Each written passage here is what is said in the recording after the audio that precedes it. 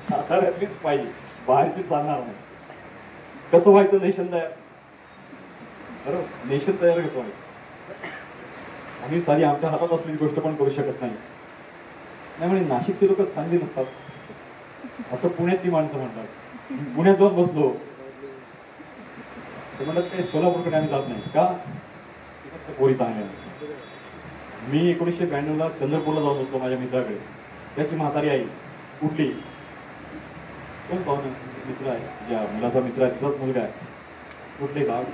तो म्हटलं मी तिकडचा कोकण काय. लगेच म्हणाले ती, काय म्हणायचं म्हणजे कोकण्यांना ज्ञान नसतं. माझ्या समोर म्हणाले कोकण्यांना अक्कल नसतं, ज्ञान नसतं. काय म्हटलं आई जरा मागे पुढ्यात नाही मागे तरी बोलायचं, डायरेक्ट पुढ्यात. असं असे समज आहे. आणि मग आपापल्या एरियात चिकटून असं धरायचं. मग मग तो भैया मला पटतो, कहा गया था देश, सातारा गया था देश गया था, क्योंकि उसका देश सतत आहे. तर हा जो प्रॉब्लेम आहे, ही समस्या सोडवण्यासाठी फक्त जर कुवत कोणामध्ये असेल तर ती आहे फक्त आणि फक्त आंबेडकरवाद्यांमध्ये आहे. पण जर जागृतपणे आपण वापरली तर, आता आईने सांगितलंय साताऱ्याच्या बाहेर जायचं नाही आणि वडील म्हणतात नाशिकच्या बाहेर जायचं हो नाही होता, वो तो फिर गाव में देश में जा रहा है. ही जी अनालिशन ऑफ कास्ट, जाती निर्मूलन, हा जो प्रश्न आहे फार मोठा प्रश्न आहे. आणि या प्रश्नाला बाबासाहेब इतक्या विविध अंगानं घेरलेला आहे, त्याला चिकित्सा केलेली आहे. एक दोन वाक्य तुम्हाला 2-4 वाक्य वाचून दाखवतो, इफ यू डोंट माइंड. थोडा वेळ आहे आपल्याला.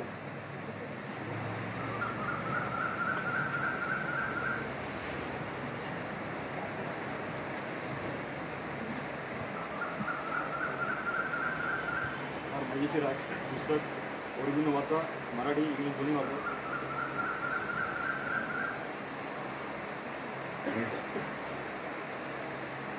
तर एक आणखी एक विषय इथे आहे फार महत्त्वाचा, बाबासाहेबांची चिकित्सा सुरुवात केली गेलेली आहे. तुम्हाला ती 1800 काँग्रेसची निर्मिती कधी झालेली? काँग्रेसची निर्मिती कोणी केली? टिळक. अजून कोणी?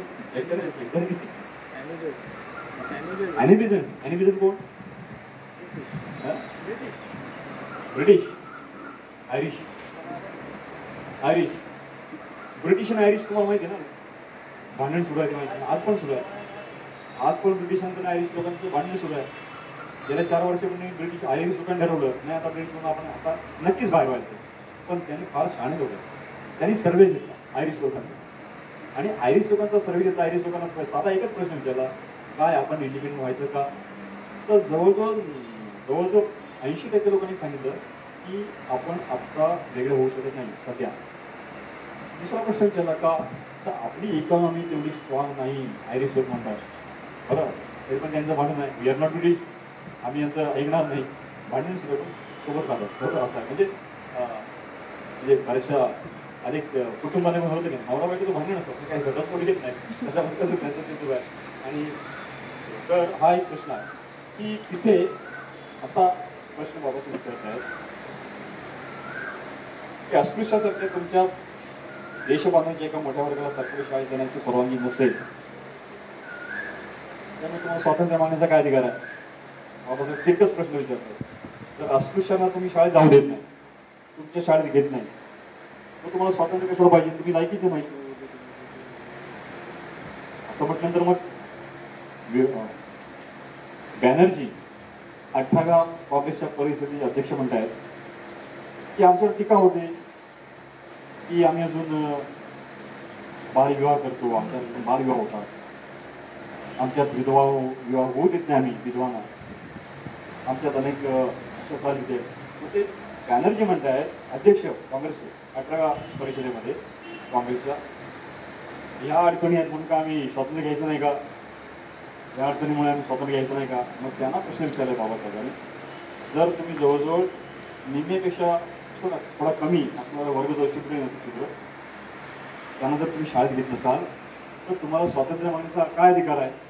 हा तिथंच प्रश्न विचारले आहे. आणि मग नेहमीप्रमाणे काँग्रेसची माणसं गप्प होतात, फक्त टीका करत होतं बाबासाहेब. दुसरं की तुम्हाला जर अस्पृश्यांनी चांगले कपडे घातलेले आवडत नसतील, मग तुम्हाला स्वातंत्र्य मागण्याचा काय अधिकार आहे? असं बाबासाहेब त्यांना 7 ते 8 प्रश्न विचारतात.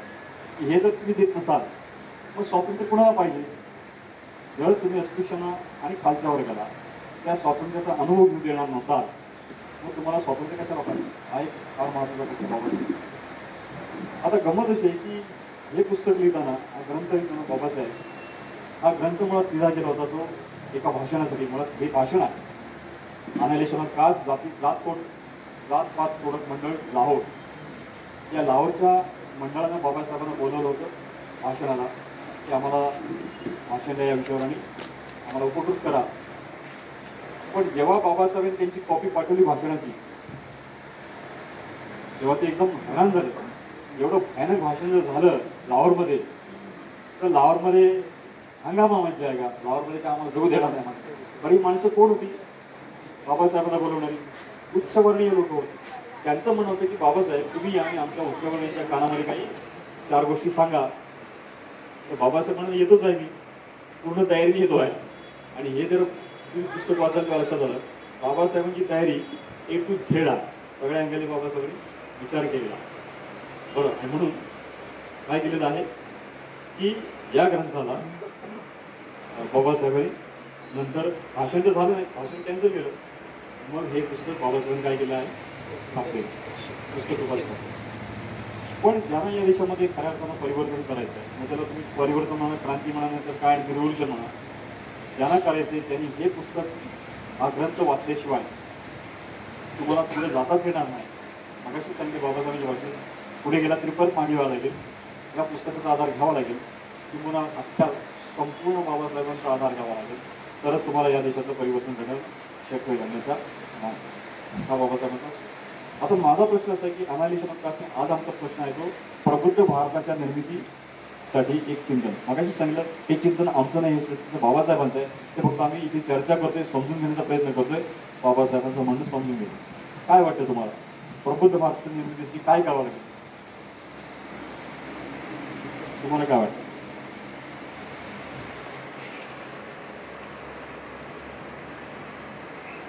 बोलायला पाहिजे, बोललं पाहिजे, थोडंसं डिस्कशन झालं की पुन्हा इथे येऊन बोलायचं, इथे येऊन बोला, काही प्रॉब्लेम नाही.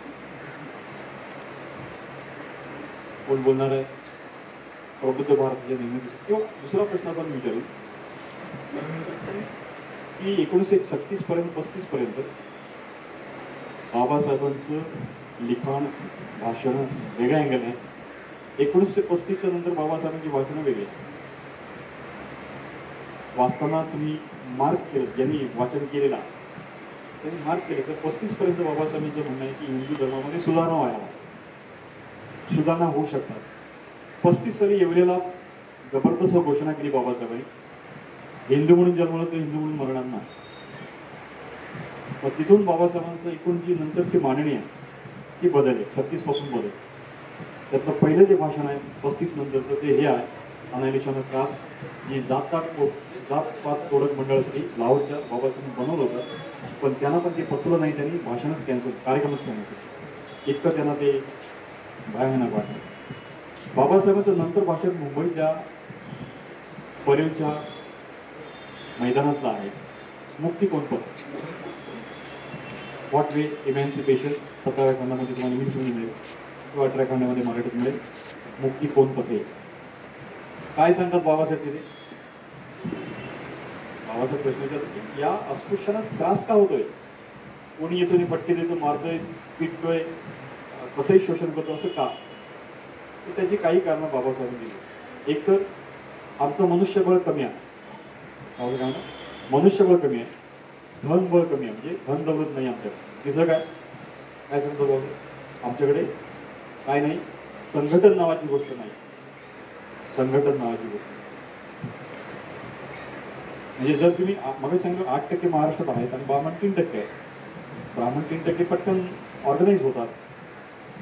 8% लोकांना ऑर्गनाईज व्हायला काय प्रॉब्लेम? पण प्रॉब्लेम आहे, प्रॉब्लेम आहे.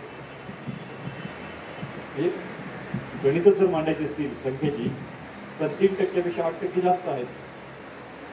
हा काय प्रश्न नाही, संख्येचा प्रश्न नाही. प्रश्न आहे तो एक बाबासाहेब त्याचा उलगडा गेलेला, संख्येने कमी आहोत. आणि दुसरी गोष्ट की आम्ही विखुरलेलो आहोत महाराष्ट्रभर.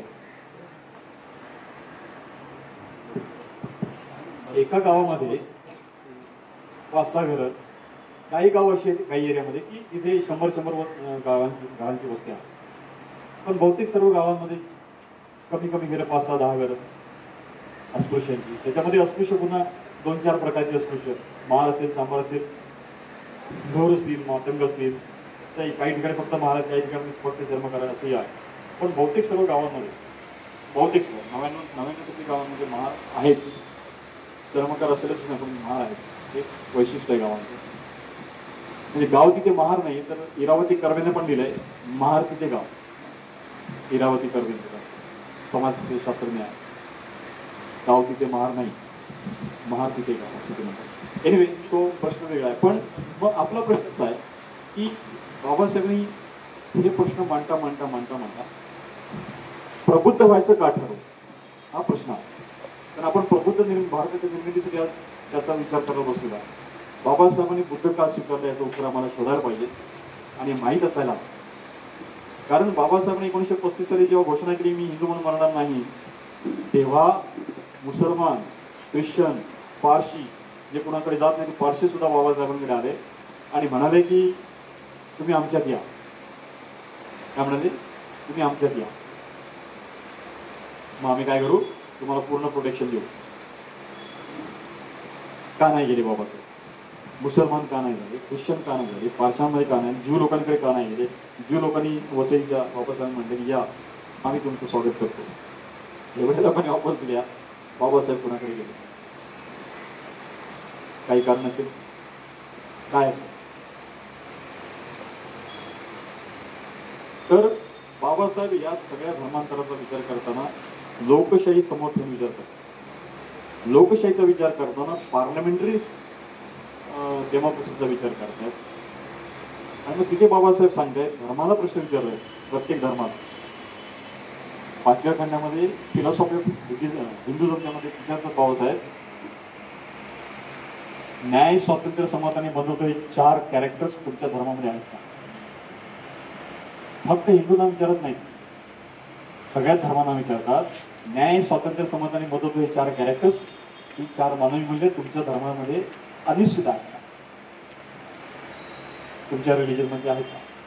आणि जर नसतील तर मी तिथे येऊ शकत नाही. कारण बाबासाहेबांचं साधं म्हणणं आहे, जो धर्म न्याय, स्वातंत्र्य, समता आणि बंधुत्व देईल प्रत्येक व्यक्तीला, तो धर्म मी स्वीकारेल.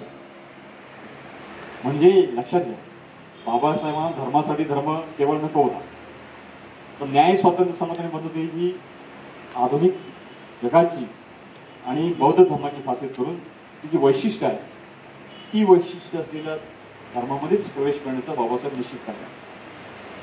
तर त्यांनी अख्ख्या जगाचा अभ्यास करताना त्यांना सगळ्या धर्मामध्ये एक वैशिष्ट्य सापडलं. न्याय, स्वातंत्र्य, समता आणि बंधुत्व हे 4ही गोष्टी पुरोहिताच्या पायावर बळी दिल्या जातात. प्रत्येक धर्मामध्ये काय केलेलं आहे?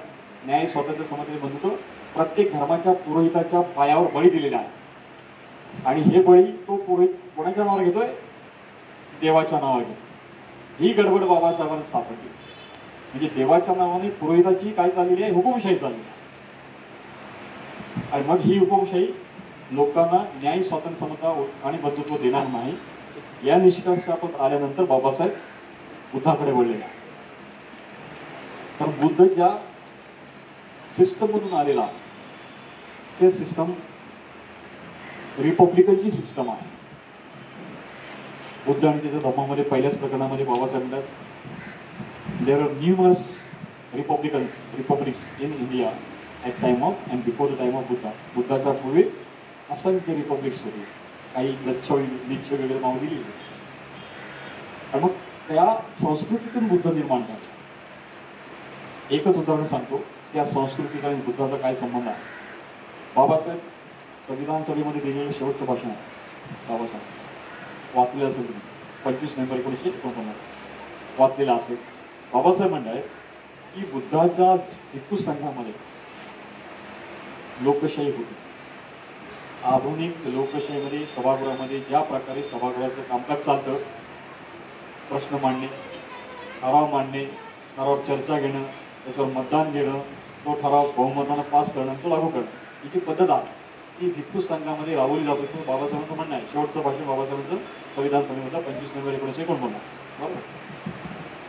बाबासाहेब आणखी थोडीशी डिटेल्स दिलेली आहे, ती बऱ्याच जणांना माहीत नसेल कदाचित. मी त्याच्यावर 2-3 आर्टिकल दिलेले आहे. बाबासाहेब सांगतात, बुद्ध भिक्खू संघामध्ये बुद्धाने स्वतःला काही वेगळी जागा ठेवली नाही, मी तुमच्यासारखाच आहे. पण बाकीचे भिक्खू लोक होते ते बुद्धाला थोडंसं म्हणतात घाबरून असायचे, म्हणून थोडंसं घाबरायचं. बुद्धासमोर कसं बोलायचं. बुद्ध एकदा म्हणतात, तुम्ही माझ्यासमोर स्पष्टपणे बोललं पाहिजे तुमच्या मनाच्या. पण बुद्धांना हे पण माहिती आहे की सगळे ओपनली बोलणार नाहीत. मग बुद्धानं अंतर्गत जे मतदान होतं त्या मतदानासाठी एक वेगळा असा कक्ष निर्माण केला. बरोबर. आणि मत नोंदवण्यासाठी सालपत्र म्हणजे साल बघितले झाड. महाराष्ट्रात साल नाही, पण युपीमध्ये मध्य प्रदेशमध्ये साल वृक्ष असतो, खूप उंच असतो, रुंद घेरा असतो, तिकडे ते संपूर्ण झाड त्याचं. तर त्या सालची जे काही हे असतं, साल बाहेरचं कवर, त्याचं ते सालपत्र बनतं. त्या सालपत्रावर नोंद व्हायची मताची. पण ते सुद्धा गुप्त पद्धतीने व्हावं म्हणून बुद्धाने काय केलं, एक कक्ष निर्माण केला, कोपरा. कुठला? बिहारामधला एक कोपरा, कशासाठी? मतदान. त्याला काय म्हणतात? सालपत्रगृह. त्याला काय म्हणतात? शब्द पालीमध्ये सालपत्रगृह. बाबासाहेबांनी केले. हे सगळं सांगितल्यानंतर शेवटचं वाक्य बाबासाहेब सांगतात की बुद्धाने या भिक्खू संघामध्ये राबवलेली ही रिपब्लिकचं जे काही हे आहे, पद्धत आहे, ती बुद्धाने त्याच्या आधीच्या रिपब्लिकन सिस्टम मधून घेतलेली आहे. त्याला आपण काय म्हणतो मराठीमध्ये? गणराज्य पद्धतीमधून घेतली आहे. म्हणजे बाबासाहेब सांगतात की आता जे आपण मतदानाचा प्रकार करतोय, इलेक्शन आणि व्होटिंग, तो बुद्धाच्या काळापासून आहे, बुद्धाच्या आधीच्या काळापासून. बुद्धाने तो भिक्खू संघामध्ये राबवलेला त्या प्रकारचं स्वातंत्र्य, म्हणजे एक शास्त्र ज्याला म्हटलेलं आहे, एक नवीन धर्म देणारा व्यक्ती, इतका उच्च कोटीचा प्रबुद्ध, तो पण बाकी भिक्खूंना काय सांगतोय, तुम्हाला पण ते स्वातंत्र्य आहे, तुम्ही माझ्या विरोधात तरी काय असलं तुम्हाला म्हणायचं तर ते बोला. कारण discussion is democracy. Discussion is democracy. He democracy बुद्धाच्या संघात होती. म्हणजे जेव्हा मी प्रथमतः मिस्टर अँड मिसेस डेव्हिस यांचं जेव्हा पुस्तक वाचलं, बुद्ध नावाचं, 1880चं पुस्तक आहे, बाबासाहेबांनी भारतवादाचा रेफरन्स घेतलेला आणि नेमकं मला ते सिद्धार्थ कॉलेजच्या लायब्ररीमध्येच वाचायला मिळालं, बाबासाहेबांच्या स्वतःच्या कलेक्शनमध्ये. त्या पुस्तकामध्ये एक वाक्य लिहितो की बुद्धाने, डेव्हिस तो लिहितो की बुद्धाने रिव्होल्युशन केली, क्रांती केली. बुद्धाने एज्युकेशनमध्ये क्रांती केली असं स्टेटमेंट आहे. आणि आता नुकतेच विद्यार्थी होतो, आता आमच्या तुमच्यासारखं आपलं असं ना, आपलं तुम्ही ज्ञान मिळायच्या आधी जे समज असतो त्या समजत होतो. मी स्वतःला प्रश्न विचारला, बुद्धाचा आणि शिक्षण व्यवस्थेचा काय संबंध बाबा? तुमच्या मनात दिलं असं माझाही मनात त्यावेळी आला. मी ते पुस्तक वाचताना तेव्हा त्यांनी एक्सप्लेनेशन दिलं की for the first time in world, Davis काय म्हणतात, मिस्टर डेव्हिस, की first time in the world, प्रथमतः कुणीतरी स्त्रियांना मुक्त होण्याचं एंट्री दिली, ऍडमिशन दिलेला. भिक्खू संघामध्ये भिक्खुनी संघ स्थापन केला आणि मुक्त व्हायचा म्हणजे ज्ञान मिळवण्याचा अधिकार जगामध्ये प्रथमतः कोणी दिला असेल तर तो बुद्धाने दिला, म्हणून ते रिव्होल्युशन आहे. मग ते पुस्तक संपूर्ण वाचल्यानंतर मग माझ्या विचार करण्याची जी काही दिशा ती माझी स्वतःची बदलली, ते मी आता इथे जाहीरपणे सांगतो. तर ते या प्रकारचं बाबासाहेब, या प्रकारचं हे असल्यामुळं बाबासाहेबांनी प्रबुद्ध भारताचं काय केलेलं आपल्याला एक जबाबदारी दिली. तर प्रबुद्ध भारत निर्माण कसा करायचा हा प्रश्न आपल्यासमोर आला. आता सजेशन्स तुम्ही देणार आहात, आता काय मी बोलणार नाही. आता तुम्ही पाहिजे तर माईक घ्या आणि सजेशन देणार. प्रबुद्ध भारताच्या निर्मितीसाठी काय तुमच्या मनात काय करावं असं तुम्हाला वाटतं?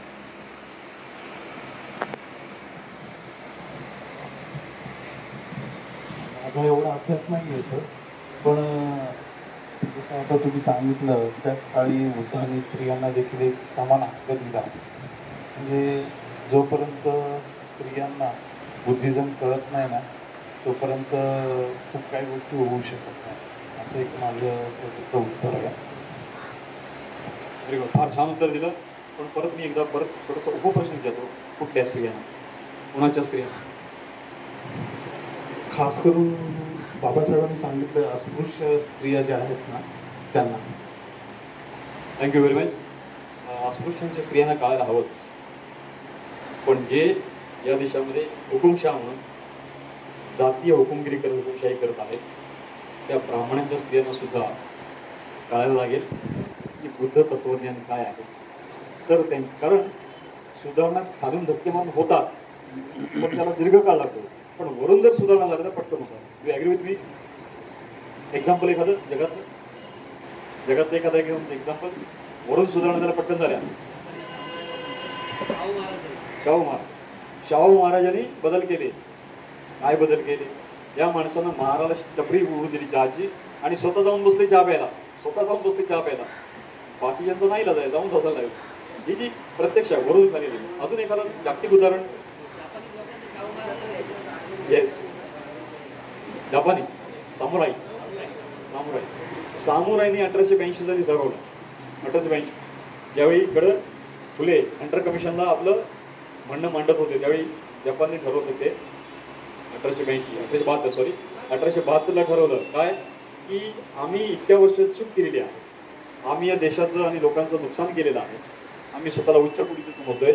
आजपासून आम्ही आमचे स्पेशल अधिकार स्पेशल राईट्स सोडून देत आहे. 1872.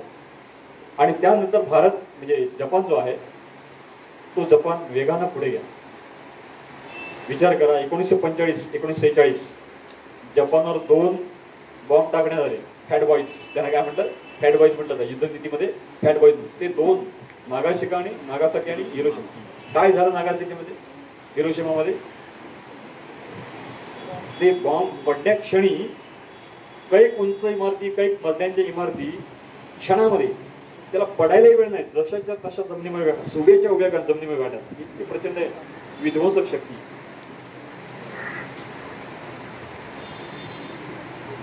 ओके ठीक आहे. एक उदाहरण एक ब्रेक घ्यायचं फक्त चहा घेऊन सुरू. तर जपानचं उदाहरण अतिशय उच्च प्रतीचं आहे. सामोरे लोकांनी आपली स्पेशल राईट्स सोडले आणि जपानमध्ये त्यामुळे 1946 साली 1945 साली 2 बॉम्ब पडल्यानंतर सुद्धा दुसऱ्या महायुद्धामध्ये कोणी टाकले ते बॉम्ब? अमेरिकेनं. मग जपानने अमेरिकेवर बॉम्ब टाकले का? जपानने ठरवलं बॉम्ब घेऊन आहे अमेरिकेची इकॉनॉमी संपवून टाकायची. 1980च्या दरम्यान अमेरिकेच्या प्रत्येक रस्त्यावर जपानी गाड्या धावत. इकॉनॉमी कोणी खाल्ली? बॉम्ब टाकायची गरज नाही. जपानने हल्ला केला, इकॉनॉमी खाल्ला होता. बरं तो काय होता? काय म्हणतात स्ट्राईक? कसं स्ट्राईक म्हणतात त्याला? हिंदीचा एक शब्द है स्ट्राइक, सर्जिकल स्ट्राइक. लेकिन वो सर्जिकल स्ट्राइक की जो बात कर रहे हैं हमारे मोदी, क्या वो सर्जिकल स्ट्राइक को पाकिस्तान पे कर देंगे? इकॉनॉमी प्रत्यक्ष बॉम्ब टाकायचा होत्या. आम्हाला इच्छा पण नाही कोणाचं मरण व्हावं नाही, इच्छा नाही, बिलकुल नाही. बॉम्ब वापरले जाऊ नये, शस्त्र वापरले जाऊ नयेत या मताचे आम्ही आहोत. वी आर बुद्धिस्ट, बरोबर. पण इकॉनॉमिक लढायला काय हरकत आहे? ती नाही लढत आहेत. आणि अशा काही गोष्टी आहेत की भारतामधून पाकिस्तानला निर्यात होत आहेत. तिथे गळा दाबू शकतो आपण अमेरिकेचा सुद्धा. पण तो ट्रम्प तुमचा गळा दाबतोय हे तो हास्यास्पद आहे. एनिवे 10 मिनिटं थांबू, ब्रेक घेऊ, पुन्हा सुरू. त्याचं पुढे काय करायचं बघा. तर अतिशय महत्वाचं वाक्य एक स्टेटमेंट बाबासाहेबांचं आहे की भारताचा इतिहास दुसरं काही नसून ब्राह्मणी संस्कृती आणि बौद्ध संस्कृतीमधली हा संघर्ष आहे. आता हिंदू संस्कृती म्हणजे काय कदाचित आपल्यापैकी बरेच जण जगलेले आहेत. आता त्याच्यात आपण बाहेर आलेलो आहोत. पण बरेच जण म्हणतात तसं मी ते बऱ्याच जणांनी यू टर्न घेतलेला. म्हणजे नेरुळ मध्ये आमचे भारतीय बौद्ध महासभेचे एक बौद्धचार्य घरामध्ये गणपती बसवला. युटर्न म्हणा का डब्ल्यू म्हणा मला माहित नाही. डबल असं झालं दिसतं असं आहे ना. तर हे भयानक आहे. अरे म्हणून 22 प्रतिज्ञांना नाकारणारे जे लोक आहेत तुम्ही पार केला 6 गोष्टी केल्या पण पार केल्यानंतर परत आले आणखी 6 आणि 6 12 घेतल्यात वर तिकडच्या. तर तो जो भाग आहे आणि म्हणून सातत्याने बघा बाबासाहेब काय म्हणतात की मनुष्य मरतो विचार मरत नाही असं त्यांचं म्हणणं होतं. कोणाचं? काही तत्वज्ञानी विचार मरत नाही. बाबासाहेब म्हणतात विचार पण मरतो.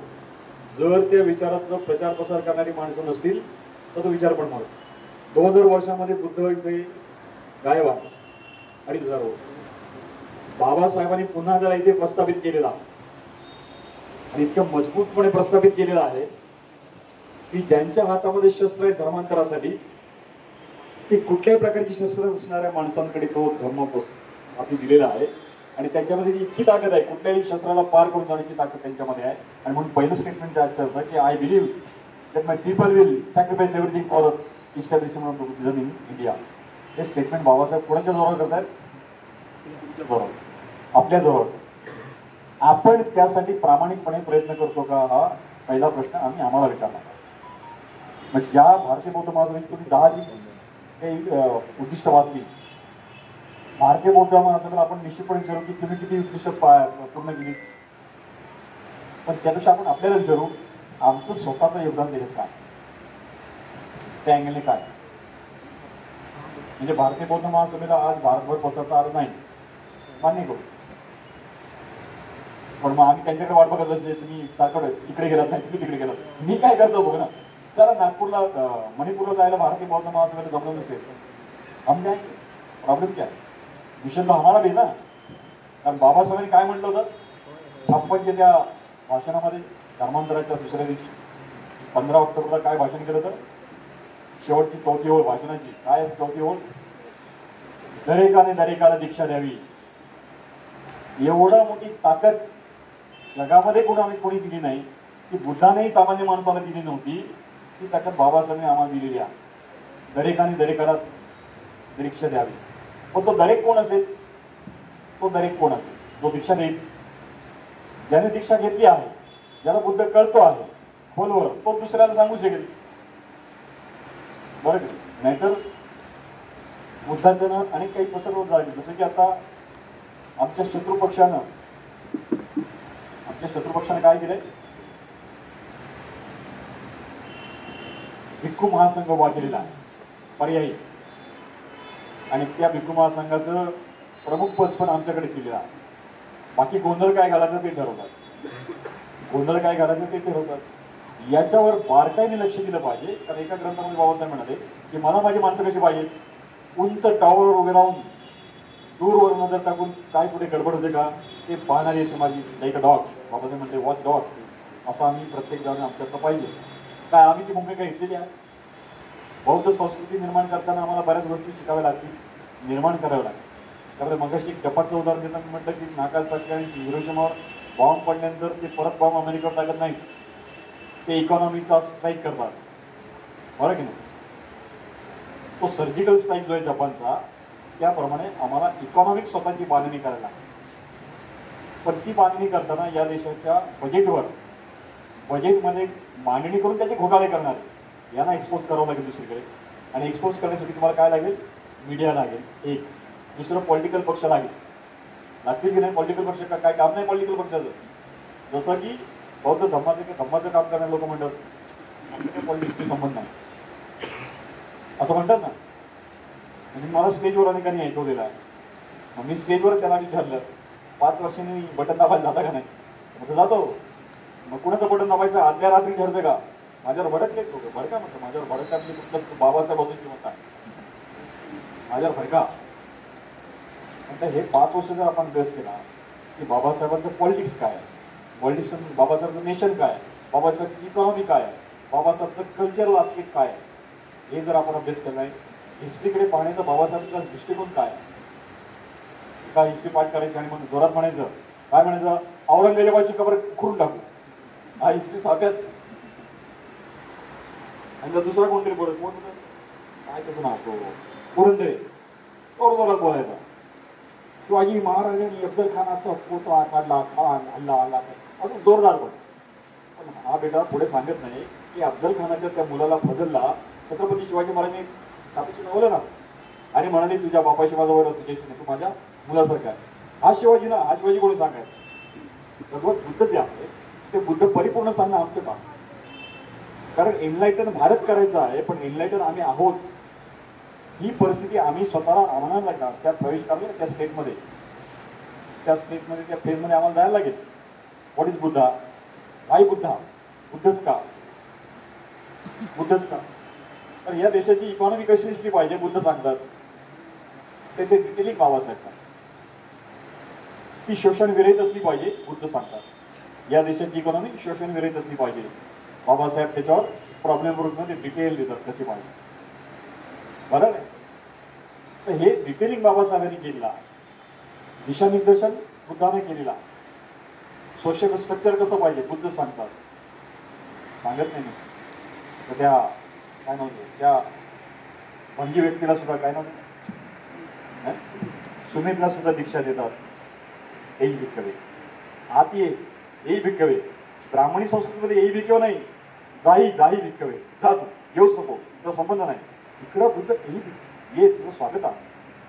ही जी हे आपण म्हणतो ना की बेसिक हे आहे, म्हणजे काय पासवर्ड आहे. आमच्या मुवमेंटचा पासवर्ड हाच आहे, येई भिक्कवे. जो येईल तो माझा आहे. चर्मकार असू दे, मान असू दे, कोणी असू दे, ख्रिश्चन असू दे. आज कुर्ल्यामध्ये काही मुसलमान मला विचारत आहेत, मला आम्हाला धर्मांतर करायचं आहे. बरं होईल, जोशात होईल, असं होतंय. कॉम्पिटिशन नाही व्हा, जबरदस्त होगा. हो सकता है की सदानंद जाधव साहेबांचं महाविहारामध्ये मुस्लिम पोरांचं धर्मांतर होईल ना, काय प्रॉब्लेम आहे, तुमचा विरोध नाही ना. त्यांची इच्छा आहे, हमने जबरदस्ती. हमारा धर्म जबरदस्ती करता ही नाही, पहिली बात. हे धम्म आहे, धर्म नाही. जबरदस्त ही जे कल्चरल आस्पेक्ट आहे, तो कल्चरल आस्पेक्ट त्याच्या पुढाशी काय आहे, तळाशी काय आहे. समता ही निश्चितपणे बाबासाहेबांच्या विचारधारेचं. पण समतेच्या आधी बाबासाहेब म्हणतात समता कधी प्रस्थापित होते, जिथं बंधुत्व असतं तिथे fraternity, then equality, then liberty and then justice. असं बाबासाहेबांनी क्रम लावलाय. बंधुत्व, समता, स्वातंत्र्य आणि मग न्याय. असं म्हणजे जर बंधुत्व नसेल तर समता निश्चितपणे निर्माणच होऊ शकत नाही. परवाच्या दिवशी पण मी पाहिलं, आम्ही नाशिकला गेलो आणि कार्यक्रमाच्या आधी जस्ट स्टेजवर चढणार, जस्ट एंट्री केली आम्ही. तर त्या एरियात जाताना एंट्री करताना त्या नाक्यावर एक गाडी, 5 स्टार गाडी होती. त्या 5 स्टार गाडीमध्ये एक 5 स्टार रिझर्वेशन होतं. ते रिझर्वेशन कोणाचं होतं माहिती? डॉगीचा. डॉग 5 स्टार गाडीमध्ये डॉगला सुद्धा एक स्टेटस मिळतं, डिग्निटी मिळते की आज अस्पृश्य नाही तर नाही. म्हणजे आमची लाईफ ही या अस्पृश्यांची, या देशातल्या दलितांची आणि त्याच्यापासून म्हणजे आजच्या भाषेमध्ये शेड्यूल कास्टची, त्या डॉगी इतकी पण नाही. तो डॉगी त्या सीटवर बसून आसनावर बघून 5 स्टारच्या गाडीच्या मस्त बाहेर बघत होता. त्याला स्वातंत्र्य मिळालेलं होतं, त्याला डिग्निटी होती. स्वातंत्र्याची बात, डिग्निटीची बात संविधानामध्ये बाबासाहेब बेसिक म्हणतात. बेसिक आहे डिग्निटी. का डिग्निटी कोण देतो कुणाला? त्या तुम्हाला माहिती आहे की त्या कुत्र्याला जर कोणी चिडवलं तर चालेल का? मारलं तर चालेल? काय होईल मारलं तर? FIR होतं. FIR काय होतं? इथं अस्पृश्यांवर जर आणि त्याच्यावर शेड्यूल कास्टवर जर अत्याचार झाला तर FIR नोंदवून घेतला जात नाही. कुत्र्यावर मात्र झाला अत्याचार तर तो FIR होतो, लगेच ऍक्शन होते. अत्याचार तर दुसरी गोष्ट आहे. पण कुत्र्यानं जर म्हणजे त्याची ती हे असते ना विष्ठा, बरोबर, ती करण्यासाठी त्यांना स्पेशल बॅग्स बांधल्या जातात. एवढ्या प्रकारचं का तर त्याच्यावर ते प्रेम करतात घरातल्या एखाद्या मेंबरसारखं. फ्रॅटर्निटी आहे म्हणून समता आहे म्हणून त्याला स्वातंत्र्य आहे, आणि स्वातंत्र्य आहे म्हणून त्याला न्याय मिळतो पुढे 5 स्टार गाडीत बसायचं. मग बाबासाहेब जे लिंक लावतात, बंधुत्व, समता, स्वातंत्र्य आणि मग न्याय. म्हणजे आम्हाला पहिली गोष्ट करायला लागेल की बुद्धाने सांगितली, पहिली गोष्ट काय? मैत्री, बंधुत्व. आणि हे बंधुत्व निर्माण करायला कोणाचा जीव घ्यायला लागतो का? नाही. कोणा अत्याचार करायला लागतो? नाही. कोणाशी भांडावं लागतं? फक्त बंधुत्व. हा, तर ती अतिशय मोठी मैत्री भावना जी आहे, ती मैत्री भावनाने आम्ही जर गेलो तर कुठलाही मुसलमान, कुठलाही ख्रिश्चन तुम्हाला विरोध करण्याची शक्यता असते. उलट मला अभिमान वाटतो की आम्ही 10-12 वर्षापूर्वी ज्या लोकांना, ज्या मुलांना, ज्या तरुणांना आम्ही ट्रेन केलं होतं, त्यातले आदेश, आमच्या विशाल आणि शीतल आणि आमचा आजचा हिरो प्रदीप मागे बसलाय, ही सगळी मुलं लुंबिनी बुद्ध विहारामध्ये संस्कार वर्ग घेतात. त्या संस्कार वर्गाला 4 ते 5 मुस्लिम मुलं येतात, ख्रिश्चन मुलं येतात, ओबीसी मुलं येतात. हे काम नाही कमी आहे का यांचं काम? मी हल्ली बरेच वर्ष गेलो नाही, पण नॉनस्टॉप यांचं काम सुरू आहे. मग त्यांनी आता म्हणले की पुढच्या टप्प्यावर जायचंय सर, केडर्स घ्या. I am ready, always ready. केडर्ससाठी मी तर नेहमी वेळा असतो. तर एकाने आमच्या प्रदीप अडांगळे त्या दिवशी मागणी केली चेंबूरमध्ये, सर रात्रीचे केडर घेऊ. म्हणजे रात्रीचे घेऊ, काय प्रॉब्लेम नाही, आमची झोप कधीच उडालेली आहे, फक्त सगळ्यांची उडवू. तर मग या देशामध्ये क्रांती लवकर. महत्वाचा मुद्दा असा की क्रांती करण्याची गोष्ट, क्रांतीमध्ये संस्कृती आली पाहिजे. संस्कृती निर्माण हा क्रांतीचा काय असला पाहिजे, उद्देश असला पाहिजे. नाही तर मार्क्स साहेबांनी सांगितलं जा क्रांती करा, पण क्रांतीच्या मार्क्सच्या क्रांतीचं पायाभूत ही गोष्ट आहे की कामगारांचं राज्य यावं, मग त्यासाठी कुठलंही साधन वापरलं तरी चालेल, रक्तरंगी जलची सुद्धा चालेल. बाबासाहेब म्हणतात नो, डेमोक्रेसीची व्याख्या करताना बाबासाहेब म्हणतात विदाउट ब्लडशेड समानता स्थापित करणं, आर्थिक आणि सामाजिक समता स्थापन करणं, कायमची व्यवस्था निर्माण करणं. व्यवस्था एक म्हणजे आपले जे लोक आता अडकलेत मोठमोठे ऑफिसर, इव्हेंट करायचा वर्षातून एक इव्हेंट फिनिश हो गया, अभी 14 एप्रिल को देखते नेक्स्ट इज प्रोसेस पाहिजे, व्यवस्था पाहिजे, कायमची चालणारी व्यवस्था पाहिजे. आर्थिक आणि सामाजिक समता निर्माण करण्यासाठी आम्हाला ते वर्षभर 365 दिवस आम्हाला काम करावं लागेल. 24 तास नाही मी म्हणतात, कारण झोप आहे आपल्याला, आपण सामान्य माणसं. पण उरलेल्या वेळ मला तर वाटते कमीत कमी 5 ते 7 तास आपल्याकडे हातात असतात. त्यात ते 2 तास जरी रोज दिले तरी आम्ही बरंच काही निर्माण करू शकतो. मी नेहमी उदाहरण देतो माझ्या शत्रूचं, म्हणजे आपल्या शत्रूचं.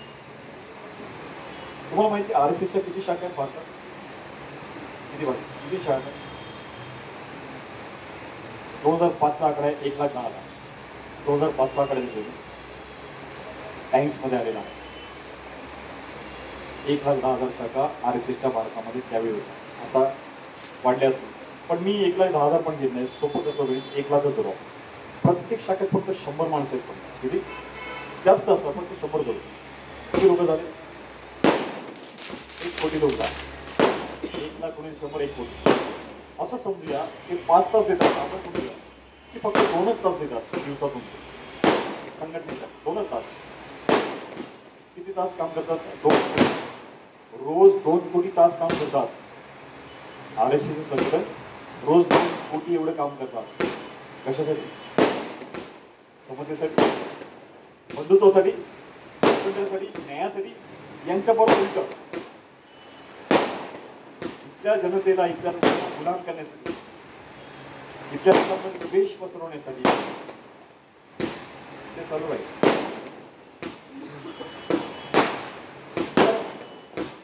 हा जो प्रकार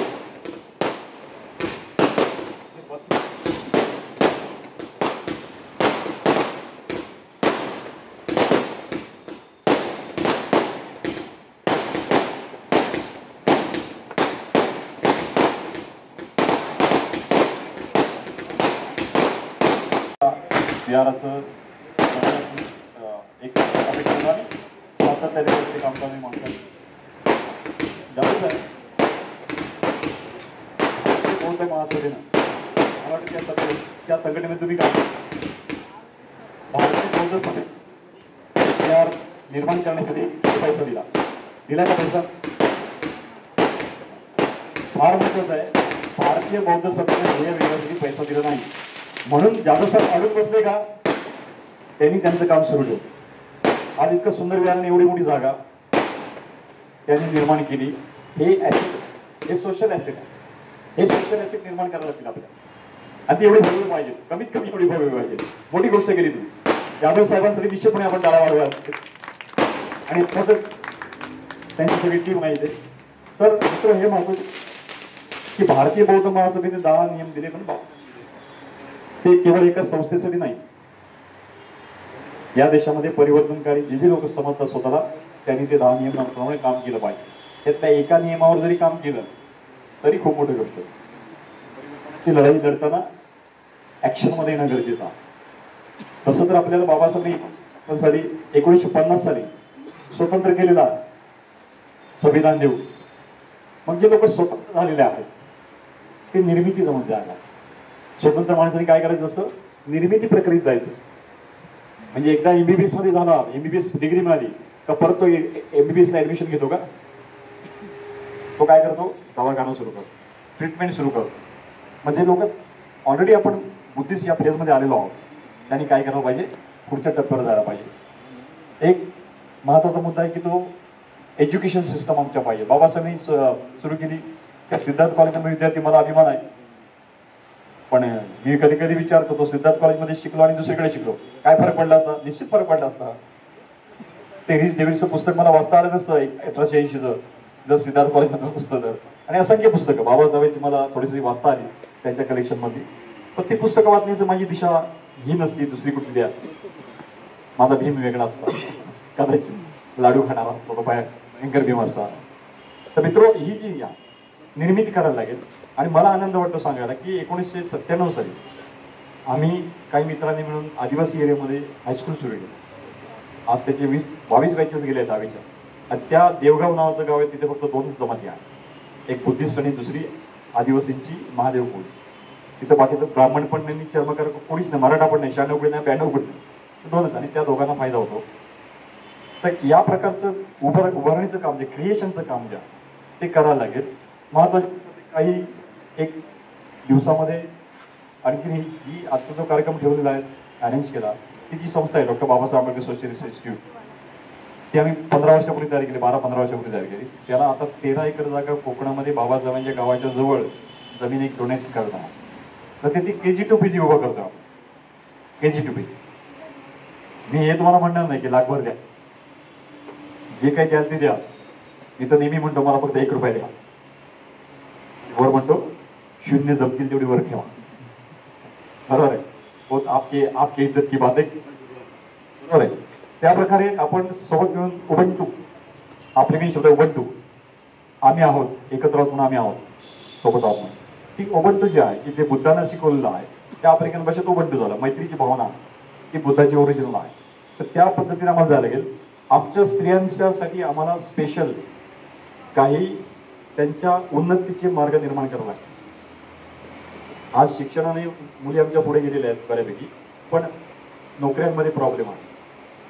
उद्योग व्यवसाय शिकवले पाहिजेत, तो आम्ही टेक ओव्हर केला पाहिजे. की नोकऱ्या आधीच कमी झालेल्या आहेत, रिझर्वेशनचं त्यामुळे आपला अतिशय म्हणजे काही नील झालेला, कारण रिझर्वेशन आहे पण जागा नाही असा प्रश्न आहे. पण त्याच्या पुढचा लढा आम्ही लढतो आहोत. प्रायव्हेटायझेशन मध्ये आम्हाला रिझर्वेशन यासाठी लढायला आहे. योग्य आहे की अयोग्य आहे?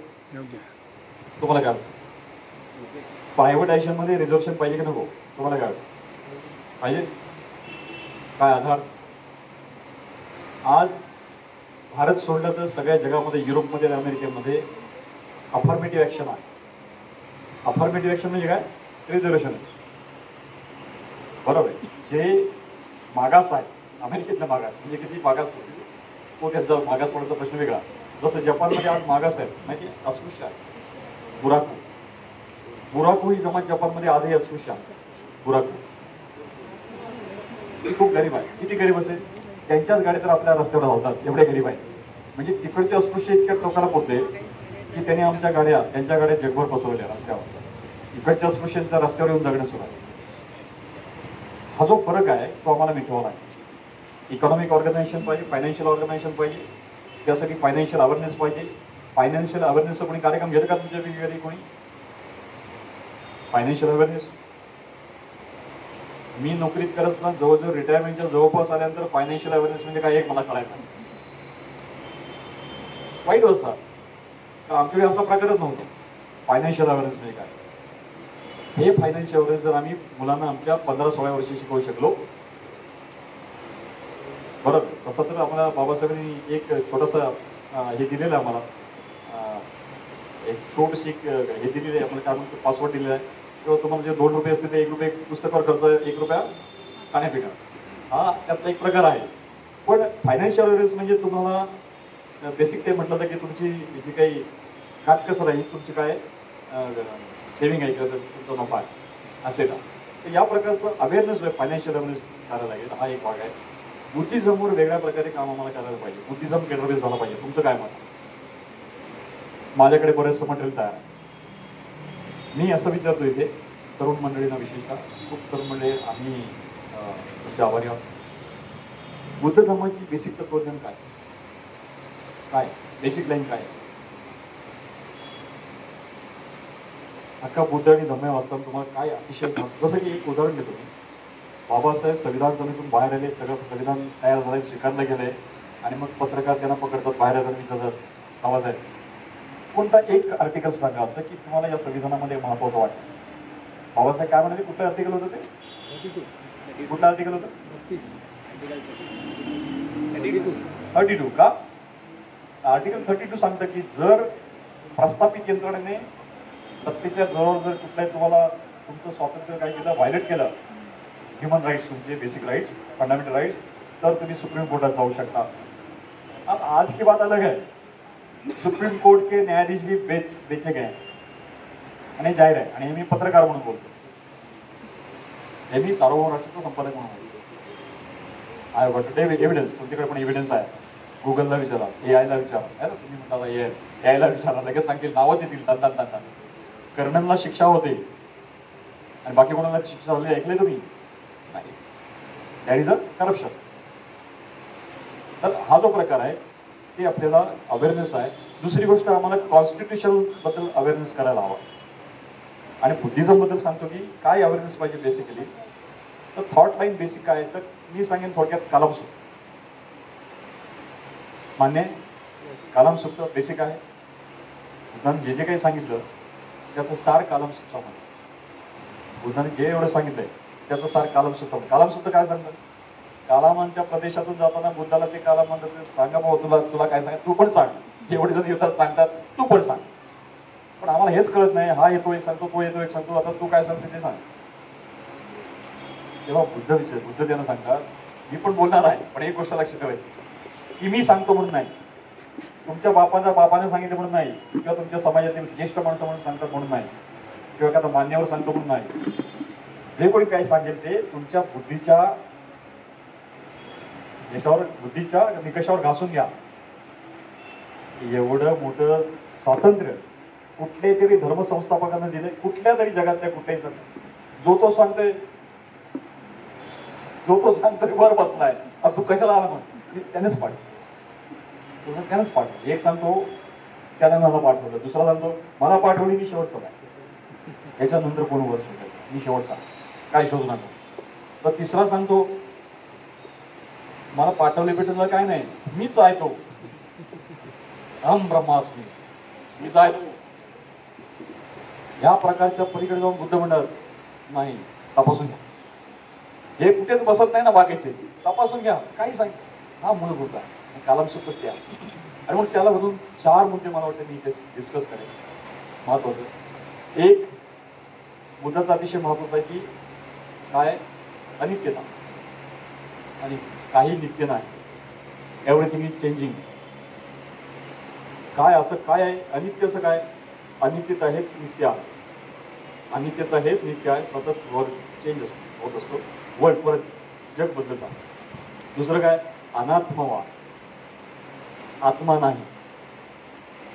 आत्मा नाही म्हणजे काय, त्याचा बाप नाही, आत्म्याचा बाप परमात्मा, आत्मा नाही म्हणून परमात्मा नाही. तर बुद्ध आत्माच ना करतो, मग परमात्म्याचा प्रश्नच येत नाही, बरोबर की. तर आत्मा नाही, परमात्मा, अनित्यतावाद, अनात्मवाद, आणि तिसरं काय महत्वाचं, बुद्धाचा प्रतित्य समुत्पाद. एकमेव जे काही बुद्धाचं खासियत सांगता येईल, जी जैन लोकांना पण महावीरला पण जमली नाही सांगायला, तो आहे प्रतित्य समुत्पाद. प्रति इति सम उत्पाद असं त्याचे पुढे आहे, प्रति इति सम उत्पाद. आधी असलेल्या गोष्टीतून नवीन गोष्ट तयार होते, आधी असलेल्या गोष्टीतून नवीन गोष्ट तयार होते, असं आपोआप काही येत नाही. जगातला पहिला बायोलॉजिस्ट, फादर ऑफ बायोलॉजी म्हटला जातो आपला, हा काय म्हणतो, तो सांगतो बुद्धाच्या समकालीन ग्रीसमध्ये, रोममध्ये, तो सांगतो पावसातून बेडका पडतात. बेडू कसा निर्माण होतो, पावसातून पडतात. कारण त्याने एवढंच बघितलेलं आहे, ऑब्झर्वेशन, त्याचं काय ऑब्झर्वेशन चुकत नाही, पावसातून बेडको डाराव खातात, त्याला वाटतं की त्या पावसातून पडत असतील. दुसरं त्याचा सिद्धांत आहे की शेणातून किडे निर्माण होतात, कारण त्याने एवढंच बघितलंय की किडे शेणामध्ये पडतात, लगेच निष्कर्ष, शेणातून किडे निर्माण होतात. बरोबर, कॉमन नॉलेजला म्हणजे ऑब्झर्वेशन नाही, जनरल नॉलेज केलं. त्याच्या पुढे जाऊन बुद्ध होतात प्रतित्य समुत्पाद, असं काही नसतं. प्रत्येक गोष्टीचा काय असतं, कॉज असतो, म्हणून तो इफेक्ट असतो. आजच्या विज्ञानानं सिद्ध केलं कॉज आणि इफेक्ट, बरोबर. तर या पद्धतीनं आम्हाला या बेसिक तत्वज्ञान बुद्धाचं सांगायला लागेल. केवळ गाथा पाठ करून चालणार नाही, गाथा सुद्धा चिरफाड करून वाचलं पाहिजे. कारण बाबासाहेबांचं एक स्टेटमेंट आहे, जे काही बुद्धाचं आहे ते पालीमध्ये आहे. बुद्ध काय बाबासाहेब काय म्हणतात, जे काही बुद्धाचं आहे ते पालीमध्ये आहे, पण जे जे पालीमध्ये आहे ते बुद्धाचं नाही. लक्षात येईल मी काय म्हणतो, बुद्धाचं आहे ते पालीमध्ये आहे, पण जे जे पालीमध्ये आहे ते बुद्धाचं सगळं नाही. का? कारण बुद्धाच्या नंतर अनेकांनी पालीमध्ये दिलं 4थ्या शतकापर्यंत, मग ते बुद्धाचं नाही.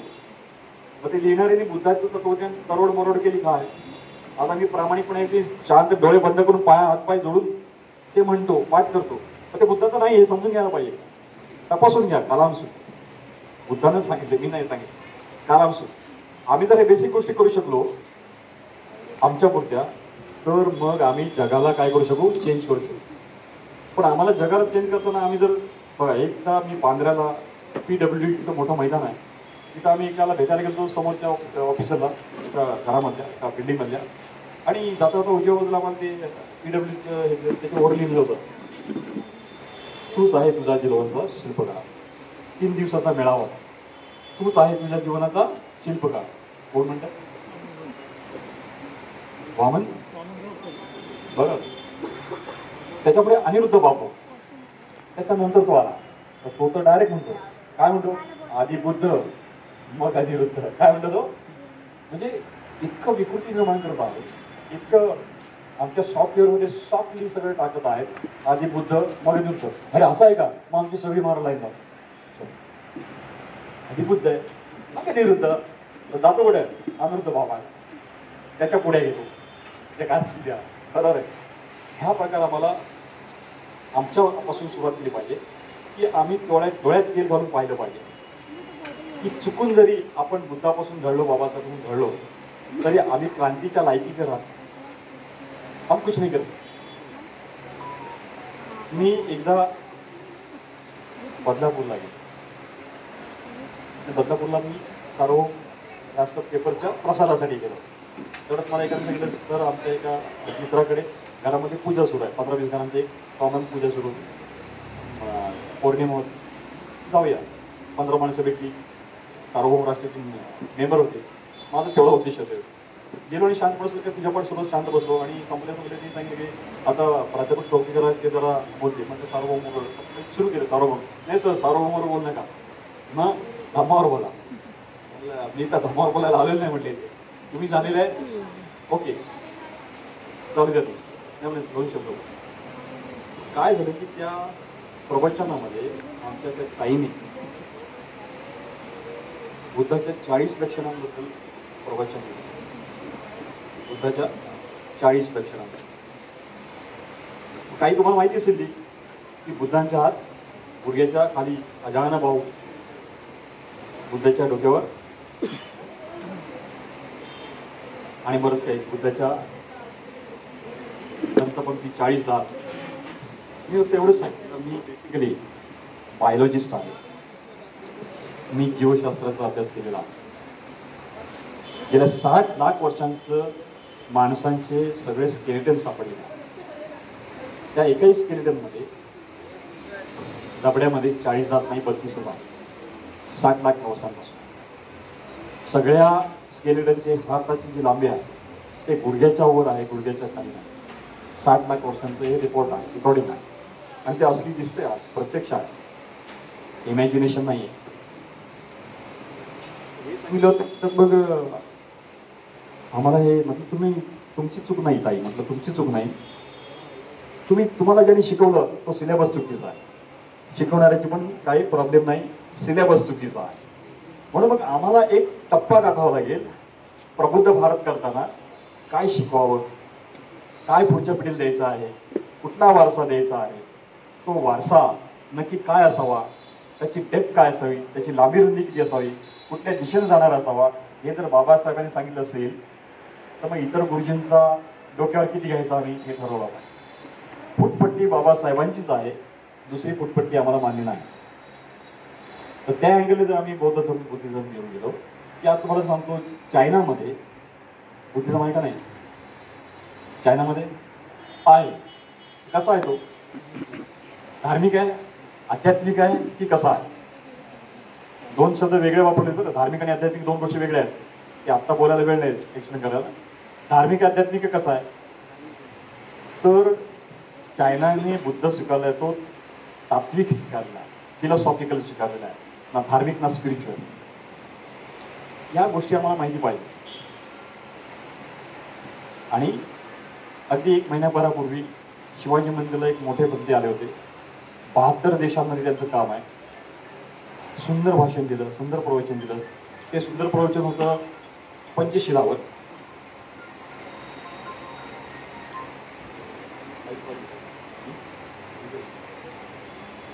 तो त्यांनी सुंदर प्रवचन देताना फक्त शेवटी एक तुकडा फेकला आमच्यावर.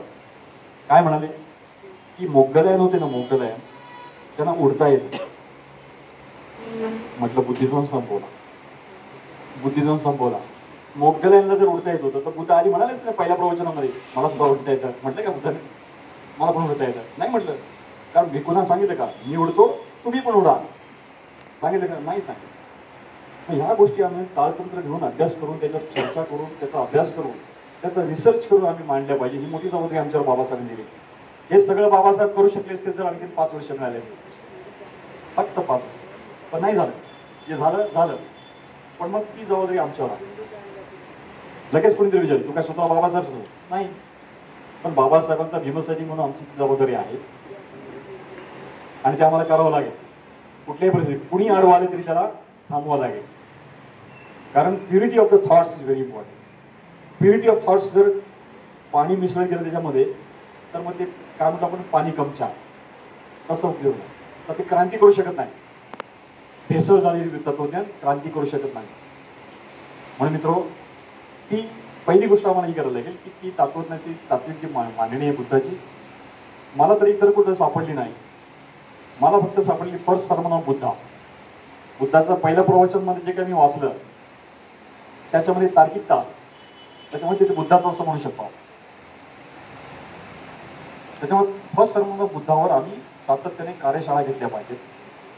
केंद्रबेस केलं पाहिजे. आम्ही अगदी लहान मुलापासून ते मोठ्या माणसापर्यंत त्याच्या मनावर हे बिंबवलं पाहिजे संपूर्ण. आणि जे काय तत्वज्ञान आहे बुद्धाचं आणि बुद्धाचा आणखीन एक कर्मसिद्धांत. बाकी सगळ्या धर्मांचा कर्मसिद्धांत सांगतो की मेल्यानंतर स्वर्ग आहे. म्हणजे तुम्हाला काय करायला पाहिजे? स्वर्ग पाहिजे तर मेलं पाहिजे. बरं मेल्यावर स्वर्गच मिळतो असं पण नाही ना. नरक भी आहे. बरं इतरांकडे किती नरक आहे माहित नाही. पण ब्राह्मणांनी नरकाची यादी दिली. किती यादी मोठी? 100 नरक आहे. ब्राह्मणांच्या खात्यामध्ये 100 नरक आहे. त्याच्यामुळे मेलेला माणूस स्वर्गातच जायलाच नाही. पण एकाच नरकात जायला 100 नरकांपैकी एक कुठं तरी फिक्स होईल. तर ते कुठे फिक्स होईल ते ब्राह्मणाला पण माहित नाही. त्याने एक वर बसवलेला आहे. कोण बसवलाय? चंद्रगुप्त. तो फिक्स करतो, ऑडिट करतो तुमचं आयुष्याचं आणि करतो. या सगळ्या भोंगळवाद, या भोंगळवादाच्या बाहेर आम्हाला या तरुणांना नुसत्या मगाशी जे म्हटलं की बुद्धिस्ट स्त्रियांना नाही त्या एकूणच सगळ्या लोकांना इथल्या देशातल्या या लोकांना जे की ब्राह्मणवादाचे बळी आहे की ज्याच्यामध्ये देशाचं जास्तीत जास्त नुकसान होत आहे म्हणून आम्हाला ते काढलं नाही. म्हणजे ते संपवलं पाहिजे. बाबासाहेब स्पष्ट सांगतात आम्हाला तर डिस्ट्रॉय करायला लागेल. We have to destroy. या शब्दात बाबासाहेबांना सांगितलं we have to destroy. There is no other option. हे मोठं मिशन आहे. हे 2 दिवसात असं कपडे घालून नाचून होणारं नाही. आय ॲग्री मनोरंजन आवश्यक आहे. आम्ही पण स्पेसेस निर्माण केल्या पाहिजेत मनोरंजनासाठी. ओके. पण त्याच्या पलीकडे का 1 दिवस 2 दिवस 365 दिवस आपण नाचू शकतो का असा प्रश्न मी विचारतो. आणि 365 नाचलो म्हणजे ज्या छत्रपती शिवाजी महाराजांच्या अभिमान लोकांना सांगता नाही आरडाओरडा करती घोषणा देतात त्या लोकांना मी नेहमी विचारतो की नाचून जो शिवाजी तुम्ही सांगताय ठीक आहे 2-4 दिवस वर्षातून 15 दिवस पण वर्षभर तुम्ही नाचताच आहात. शिवाजी समजून कधी घेणार? म्हणजे मला विचारतो मग आम्ही समजा आम्हाला शिवाजी माहिती आहे म्हटलं सांगा. मग ते बोला पुढचा. तर तो जो भाग आहे या सगळ्यांबद्दल आम्हाला स्पष्टपणे बोललं पाहिजे. ते सुद्धा जाहीर याच्यावर बोलण्याच्या आधी आम्ही काय केलं पाहिजे? केंद्रबेस केला पाहिजे. आम्ही ग्राउंड तयार केलं पाहिजे की तुमच्या विचारांची माणसं आमच्या विचार बाबासाहेबांच्या विचारांची माणसं आम्हाला तयार करा. तुम्ही मला सांगा, जेव्हा कधी एखादं युद्ध होतं तेव्हा काय त्या युद्धामध्ये उचलली माणसं कुठल्या तरी गावातली की डायरेक्ट सीमेवर टाक, असं होतं का? काय होतं? मिलिटरी तयार केलं. मिलिटरीच्या ट्रेनिंगमध्ये काय केलं? परफेक्ट ट्रेनिंग देतात. बरोबर. खायला नाही मिळालं तर काय खायचं? पाली खायचं. खायला नाही मिळालं तर काय करायचं? पाली खायचं. मग तिथे तुम्हाला विचार करायचा नाही काय होईल. त्यांना हे शिकवलं जातं, पालीचं कुठलं अंग खायचं नाही, नाही तर विष बाधा. ट्रेनिंग आहे. आम्हाला पण ती ट्रेनिंग पाहिजे. सगळ्या धर्मांच्या लोकांसोबत वागताना, मैत्रीपूर्ण वागताना सुद्धा तिकडचं एखादं विषारी गोष्ट तर आमच्या शिकत नाही. काळजी घ्यावी लागेल. आता ती छोटीशी विषयाची गोष्ट आमचं मिशन संपवून टाकेल. एक छोटीसा तुम्हाला मी ऑप्शन देतो की समजा 2 ग्लास मी इथे ठेवलेले आहेत आणि एकामध्ये सरबत आहे, एकामध्ये पाणी आहे. एकामध्ये सरबत, एकामध्ये पाणी आहे. आणि मी एक थेंब विषाचा, फक्त एक थेंब दोन्ही ग्लासमध्ये एक एक थेंब विषाचा. कुठला ग्लास स्वीकाराल? पाण्याचं की सरबतच? पाण्यामध्ये पण विष टाकलंय, सरबतामध्ये पण विष टाकलंय. कुठलं ग्लास स्वीकार? ग्लास पाण्याचं की सरबतच? कुठलं स्वीकारणार नाही का? तुम्हाला माहिती आहे सरबत काय आणि पाणी काय, त्याच्यात विष गेलं म्हणजे विष, फिनिश, जान पे खतरा. तो यही अगर मिशन पे खतरा है तो समझो कितना बड़ा लाभ है. और मिशन पे खतरा ये कभी नहीं होणार आहे. कोणी पण मोठा महाज देखील कोणी असो, त्याला काही प्रश्न आम्हाला विचारला लागेल. आणि जसं केडर बेस बुद्धिझम समजून घ्यायला लागेल, अख्खा बाबासाहेब समजून घ्यायला लागेल. गेली 15 वर्ष आपण ते करतो आहोत. अख्खा बाबासाहेब सांगा ना, तुकड्यात का? तर मला एक आणखीन असाच प्रश्न विचारला, मग काय झालं? तर मग काय झालं सांगतो. त्याच्याच भाषेत सांगितलं. एक गावातच गेलो तो, म्हणजे तुझ्या वडिलांनी शेती केली का? म्हणजे शेती केली, अजूनही करतात वडील शेती. पण ठीक आहे. मग ती शेती करताना म्हटलं, तुझे पप्पा, तुझे बाबा, तुझे वडील गव्हाची शेती करताना गहू, एक गव्हाचा दाणा असतो, तो बारीक तुकडे करून पेरतो का? तुझे वडील पेरतात का? म्हणजे नाही, असं कसं? गव्हाच्या दाण्याचे तुकडे केले तर ते काही कुजून जाईल. मग काय करतात? तर गव्हाचा दाणा अख्खा पेरावा लागतो, तर त्याच्यातून नवीन झाड येतं. आणि त्या एका झाडाला किती दाणे येतात? हजारो. पण मग तुझ्या बाबाने समजा त्या एका गव्हाचे तुकडे करून पेरल्याचं काय झालं असतं? काही ना, झाड आलं नसतं. मग तर आपण ते इतके वर्ष तेच तर करतोय. मैं राजकारण नहीं करूंगा, मैं बुद्धिस्ट नहीं हूँ, मैं बुद्धिज्म को नहीं बोलता, मैं मेरे दोस्त ऐसे कभी कभी कारपोरेट में काम करता हूँ, सैटरडे को जाना पड़ता है, सबके सब थोड़ा पीना पड़ता है. तर तुला ती पण आम्ही संधी देतो, पण बाकीचे 6 दिवस तरी बुद्धासारखा वाग, बौद्धासारखा वाग. तर तेही नाही म्हणतोस तू. आणि मग हळूहळू एक शील पाळताना बाकी सगळे 5 शील पाळून जाईल. येईल, कळेल ना त्याची ताकद किती आहे. हे केडर बेस केलं पाहिजे. आता जे प्रवचन होतात त्याच्यामध्ये मी ऐकलेली प्रवचन जी भिकूंची आहेत, त्याच्यावर जो 70% टाइम दान दान दान दानादान. दुसरं काय? तुम्ही सांगा, तुम्ही बुद्धिझम शिकवा, लोक तुम्हाला स्वतःहून पैसे देतील, दान देतील. तुम्ही त्या ताकदीने सांगा, तुम्हाला मागावंच लागणार नाही. एवढं आमचा जो काही हे आहे बौद्ध लोक आहेत, ते एवढं दानशूर आहेत, काहीतरी देणार तुम्हाला आणि ते प्रचंड येतील. पण मग तुम्ही काय प्रवचन करता, काय सांगता, त्या ताकदीने सांगता आणि कुठल्या दिशेने सांगता, हे महत्वाचं आहे. मित्र, हे करत असताना आणखीन काही गोष्टी आपल्याला करायला लागतील. आज जसं बालसंस्कार वगैरे इथं पण जातं, मला जाधव साहेबांनी सांगितलं, इथं पण बालसंस्कार वगैरे चालतात 2 तास, 9 ते 11 सकाळी चालतात, संडे टू संडे. रुबिनी बुद्धविहारमध्ये ही टीम तिकडे चालवते आहे. आणि मला कळलं की कुर्ल्यामध्ये चेंबूरमध्ये आपल्या चेंबूरमध्ये नागवाडीमध्ये चालतं. मोठी गोष्ट आहे, पण याचं प्रमाण वाढवलं पाहिजे. ज्या ज्या विहारांना लॉक लागला ती विहारं ओपन करायला. समजा एखाद्या व्यक्ती विहार मिळत नाही आहे, तरी तुम्हाला उदाहरण समजा माझ्या बाजूचं, मी जिथे राहतो तिथे एकही मुस्लिम नव्हता. त्या सेक्टर 15मध्ये आता जवळजवळ एक 60-70 मुस्लिम आहेत. त्यांची अडचण झाली, मशीद नाही. त्यांची अडचण मोठी असते, मशीद नाही की म्हणजे ते एकदम हे होतात, सैरभैर होतात. काय करावं? त्यांनी एक घर जे विकत घेतलंय, बरं पहिलं भाडं घेतलं, ते विकत घेतलं आणि त्यांची खाली मदरसा चालतो, वर नमाज पडतात. मशीद कधी होईल ते होईल, पण त्यांनी पर्याय निर्माण केला. बरं, आम्ही विहार कधी बांधू, पण त्या अँगलने बुद्धिझम प्रचार प्रसार करण्याच्या दृष्टीने आम्ही मिळेल तिथे, मिळेल त्या छोट्याशी जागा असेल तर कुठेही आम्ही आमचं काम सुरू ठेवलं पाहिजे. हे जर ॲग्री असेल तर आपण ही मिशन, बुद्धिझमचे मिशन आणि बाबासाहेबांचं म्हणणं होतं की भारत बौद्धमय करेल, बाबासाहेबांचं म्हणणं भारत बौद्धमय करेल, ते आपण गाठू शकतो. तुम्हाला काय वाटतं, गाठू शकतो? गाठू शकतो. काय काम करू शकतो आपण राकेशजी? करू शकतो. त्या दिशेने आपल्यावरच जबाबदारी आहे. तर आपण हे करू शकत नाही ना, आणखीन एक येईल, फाल्गुन करेल, प्रेषित येईल, नाही एखादं सांगितलं वर कोणीच नाही, शेवट सांगितलं. त्याच्यामुळे काही भर बघायचं नाही, फक्त संवाद बघायचं, बाबासाहेबांचा आदेश. अजून काही प्रश्न? अजून काही प्रश्न? ब्लू प्रिंटवर थोडं बोला. येस, एका मुद्द्यावर बोलू आपण. मगाशी सांगितलं, राकेशजीने सांगितलं, फार महत्त्वाचा मुद्दा सांगितलं राकेशजीने, की blue print of Buddhism in India. बाबासाहेबांनी रंगूनला गेले असताना जी काही महापरिषद होती, जागतिक परिषद होती, त्या जागतिक परिषदेमध्ये सगळे काही चिवरामध्ये होते. दोनच जण चिवरामध्ये नव्हते, एक ब्रह्मदेशचा राजा आणि आमचा राजा, दोनच चिवरामध्ये नव्हते, बरोबर. आणि मग बाबासाहेबांना कॉल केलं. एक बघा, 1954ची गोष्ट आहे. मला तुम्ही सांगा, बाबासाहेब महार असते, हिंदू असते, तर बाबासाहेबांना त्या परिषदेमध्ये बोलायला बोलावलं असतं का? हा प्रश्न कधी पडला आपल्याला? बाबासाहेबांचा वैयक्तिक धर्मांतर 1950ला झालेला आहे, फोटोसहित आपल्याकडे रेकॉर्ड आहे, बरोबर. म्हणून बाबासाहेबांची दिशा क्लिअर होती. 1956ला धर्मांतर करायचं म्हणजे बाबासाहेब चाललेलं होतं, आणि म्हणून रंगूनला बाबासाहेबांना धर्मांतरासाठी बोलवलं, म्हणजे धम्म परिषदेमध्ये बोलवलंय मार्गदर्शन. बाबासाहेब कधीच रिकाम्या हाताने कुठे गेले नाही. बाबासाहेबांकडे लिखित स्वरूपात असायचं.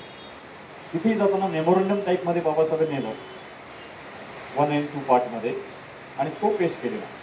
तिथं बाबासाहेबांचं अतिशय महत्त्वाचं वाक्य मी इथे सांगेन, हक्क सांगायला नाही.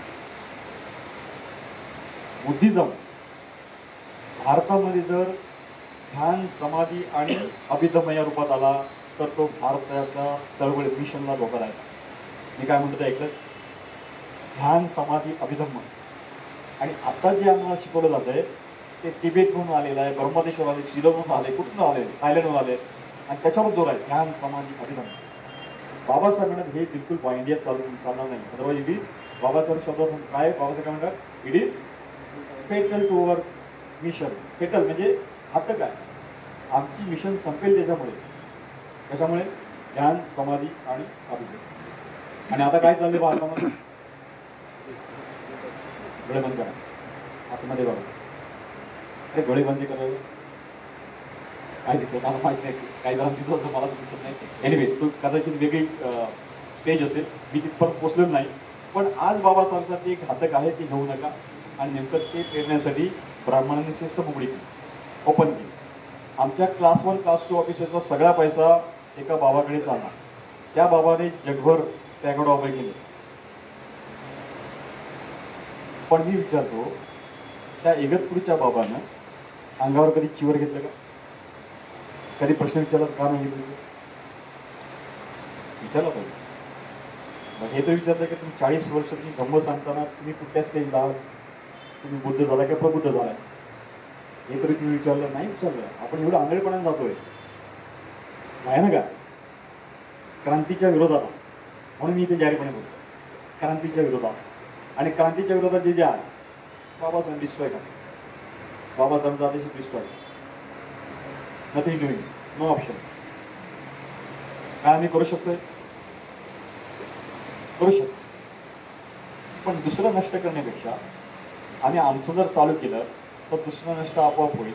जर झालं नाही मग त्याच्याकडे वेगळ्या अँगलने पाहू कसं करायचं. पण आमचं मिशन म्हणून जे काही बाबासाहेब दिलेलं आहे ते समजून घेऊ आणि ते पुढे घेऊन जाऊ. ब्लू प्रिंट ऑफ इंडिया, की blue print of Buddhism in India हे जो आहे ते फार काळजीपूर्वक वाचलं पाहिजे. तसंच आणखीन एक पुस्तक वाचायची मी तुम्हाला रिकमेंडेशन करेन. जर संपूर्ण क्रांती करायची असेल तर स्टेट्स अँड मायनॉरिटीज, काळजीपूर्वक अभ्यास करा. वाचा म्हणत नाही मी, अभ्यास करा. आणि मग आम्ही कुठेही कमी पडणार नाही याची खात्री मी देईल. तर या प्रकारे प्रबुद्ध भारताच्या निर्मितीसाठी शिक्षण, पुढे प्रशिक्षण गरजेचं आहे. कारण मी भारतावर खूप प्रेम करतो आणि शत्रू आला तर त्याला फाडून टाकेल, असा करेन तसा करेन म्हणून चालत नाही. मिलिटरीत भरती व्हावं लागतं, ट्रेनिंग घ्यायला लागते, ती क्षमता प्राप्त करावी लागते. मग जर बुद्धिझम या देशामध्ये पसरवायची असेल तर क्षमता आमच्यामध्ये निर्माण करायला पाहिजे. आणि मग बाबासाहेबांनी blue print of India, Buddhism in India याच्यामध्ये आणखी एक गोष्ट सांगितली की भारतातून बौद्ध धर्म का नष्ट झाला, ब्राह्मणिझम का टिकला. हे आले, बरेच शिक्षक आले, होऊन आले, अरब आले, अफगाण आले, बरेच आले, तुमचे फ्रेंच आले वगैरे वगैरे, ब्रिटिश आले, तरी हिंदुझम का टिकतो, ब्राह्मणिझम का टिकतो. तर ब्राह्मणाने एक स्वतःसाठी एक वेगळी अशी एक एक स्टेज तयार केली. तो एकाच वेळी गृहस्थ असतो आणि एकाच वेळी ब्राह्मण पण असतो, पुजारी पण असतो. काय असतो तो? एकाच वेळी ब्राह्मण पण असतो आणि भटजी असतो. तर हे ब्राह्मण आणि भटजी दोन गोष्टी आहेत. ब्राह्मण काय करतो? वाट कशी लावायची याचं संशोधन करतो. भटजी काय करतो? ते इम्प्लिमेंटेशन करतो. कसं? पूजा पाठ टिंग टिंग टिंग टिंग करत होतो, गावात बसून वाट लावतो. ब्राह्मण संशोधन करतो, भटजी इम्प्लिमेंटेशन करतो. ते दोन वेगळे आहेत, बरोबर? लक्षात घ्या. ब्राह्मण तुमच्याबरोबर येऊन मांडीला मांडी बसेल, भटजी तुमच्या बाजूला कधी मांडीला मांडी लावून बसणार नाही, हे पण लक्षात घ्या. भटजी शेवटच्या टप्प्याला का भटजी टोपीपेक्षा कुठल्या कलरची असते बघितलं का? RSSच्या टोप्या बघितल्या? RSSच्या शेवटच्या टप्प्यात गेल्यानंतर कार्यकर्ता असतो कट्टर, त्याची मरून कलरची टोपी असते, बघितली आहे, काळी नसते.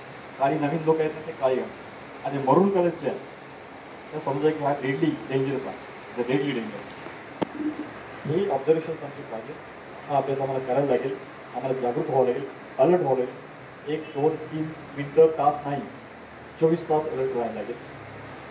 झोपेमध्ये पण तुम्हाला लगेच चावल लागली पाहिजे, शत्रू कुठे आहे सवय लावून घ्या, ओके, माहिती होईल. आणि त्या झोपेत सवय लावून घ्या. आंबेडकर म्हणजे काय, आंबेडकरिझम म्हणजे काय, बुद्धिझम म्हणजे काय. आणि एकदा बुद्धिझम कळला, आंबेडकरिझम कळला की शत्रू आपोआप स्पष्ट होतात, दिसायला लागतात, कोऱ्या कॅनव्हासवर आपोआप ते उमटायला लागतात, तेव्हा म्हणतात. तर मित्रो, या प्रकारे प्रबुद्ध भारताच्या निर्मितीसाठी बाबासाहेबांनी लोक सांगतात. बाबासाहेबांचं स्वप्न आहे, तुम्हाला काय वाटतं? बाबासाहेबांचं स्वप्न आहे काय? संकल्प, स्वप्न दुसऱ्या दिवशी विसरले जातात, संकल्प पुढे करायला. बाबासाहेबांना स्वप्न बघायला झोप किती तास मिळत होती हे तुम्हाला माहिती आहे. झोप तरी पाहिजे माणसाला स्वप्न बघायला. आणि त्या झोपेमध्ये सुद्धा बाबासाहेब त्याच गोष्टीवर केंद्रित झालेले होते. शेवटच्या रात्री पण बाबासाहेबांनी प्रस्तावना लिहिली बुद्ध आणि धम्म, म्हणजे हा जो 24 तास सजग असण्याची काही क्रिया ती आपल्याला शिकावं लागते.